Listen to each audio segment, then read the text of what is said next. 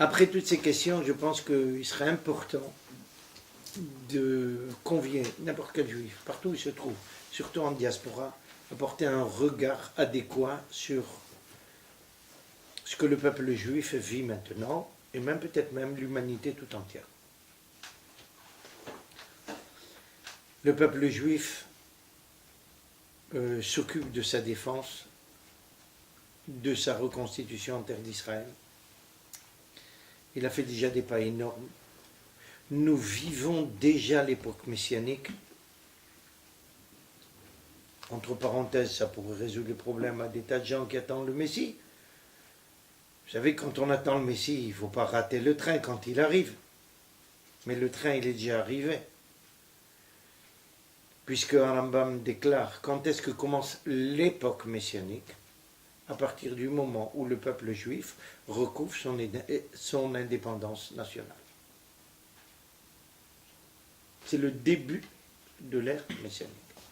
Sur la base de ce qu'avait tranché Samuel, le fameux Talmid Racham dans le Talmud, En ben haolam hazeh, limot hamashiach, et la shirbut malchuyot bilvad. Seul point qui sépare l'époque de l'exil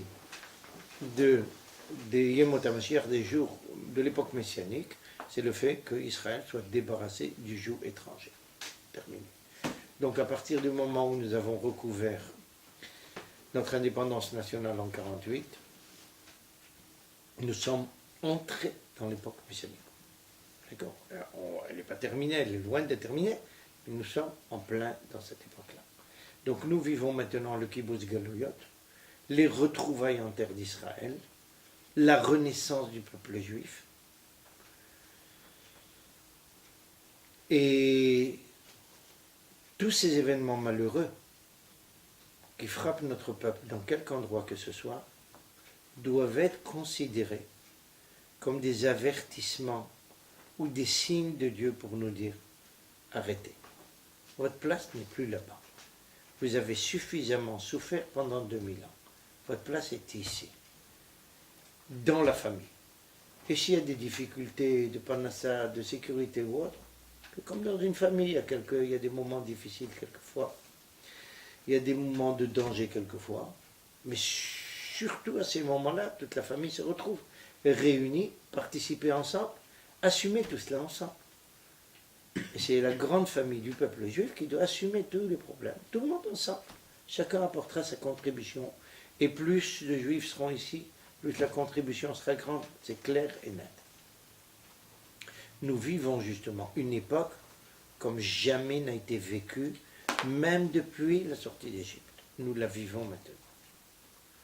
Regardez ce qui se passe en 60 ans, un peu plus de 60 ans, l'État d'Israël a non seulement comblé un fossé de plus de 2500 ans d'exil, mais il a dépassé la quasi-totalité des grandes puissances mondiales. En high-tech, il est en avance. Par rapport à la France, c'est évident, mais même par rapport à d'autres pays plus avancés. Donc l'État d'Israël est en train de progresser à pas de géant. C'est Akash Baruch Hu nous fait signe à tous. C'est le moment d'être là, tout le monde. Comment résoudre les problèmes d'éducation et autres? C'est clair qu'on ne laisse pas, je reviens peut-être à une question antérieure, qu'on ne laisse pas des enfants aller n'importe où. Et c'est clair qu'il faut faire une opposition totale à des gens qui veulent envoyer des enfants dans des instituts laïques. Le judaïsme français n'est pas laïque. Il est dans le pire des cas traditionnalistes. Et il a un attachement à la Torah profond, sérieux, intime, véritable, profond. En aucune façon, les familles doivent accepter une chose pareille qu'on mette un enfant dans un institut laïque. Un veto total à cela. D'accord? Elles doivent faire tout pour essayer de pouvoir accompagner ces enfants, se retrouver tous ici, et de voir qu'est-ce qu'on peut faire. Et nous devons faire tout ce que nous pouvons de notre côté pour leur permettre cette installation. On ne pourra pas résoudre tous les problèmes, mais une grande partie, à mon avis, sera soluble. Aujourd'hui, personnellement, il y avait un ministre qui était de passage à la yeshiva, une des premières choses dont je lui ai parlé, c'est qu'est-ce qu'on fait pour aider le judaïsme français pour s'installer en Israël avec le minimum de difficultés. Le problème n'est pas un appartement, le problème est une parnassa, un moyen de subsistance, c'est l'essentiel. Rechercher un moyen de subsistance raisonnable. Il ne sera peut-être pas la même chose qu'on avait en France, ou que certaines personnes avaient en France. C'est pas grave. Dès qu'il est suffisant pour pouvoir vivre, un juif doit savoir que sa place est ici. Ça suffit. 2500 ans, c'est trop. Alors on revient ici, nous avons la chance de vivre cette époque-là, et il faut faire participer tout le peuple juif à cette renaissance du peuple juif.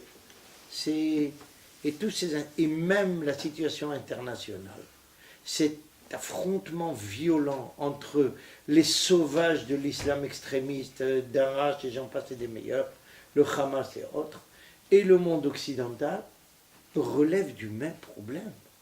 Le monde occidental ne peut pas comprendre ça, mais le monde oriental, que ce soit nous ou à Mavdil, les Arabes, le comprennent parfaitement. Il s'agit ici d'approcher justement le moment où la révélation divine va être claire aux yeux de toutes les nations. Le monde islamique veut précipiter cet instant-là, et comme à sa manière depuis sa naissance, il veut le faire par le fil de l'épée. Il ne sait pas le faire autrement. Il n'a pas d'argument, il n'a pas de moyen de le faire par conviction. Nous, peuple juif, nous sommes à même de le faire autrement. Nous l'avons fait durant toute l'histoire, nous continuerons aussi à le faire. Mais le monde occidental qui se fait réfractaire et qui s'éloigne très souvent ou trop souvent des notions de croyance, se retrouve justement victime doublement de ce monde islamique qui, doublement, quand je dis doublement, les conversions à l'islam d'un côté et les massacres de l'autre côté. C'est le moment d'ouvrir les yeux. Akash Baruch est en train de secouer tout ce monde-là pour précipiter justement la venue du Messie. Et c'est ça que nous vivons en permanence. Mais nous sommes en plein dans l'époque messianique. Donc tout le monde est convié à venir se retrouver ici le plus tôt possible.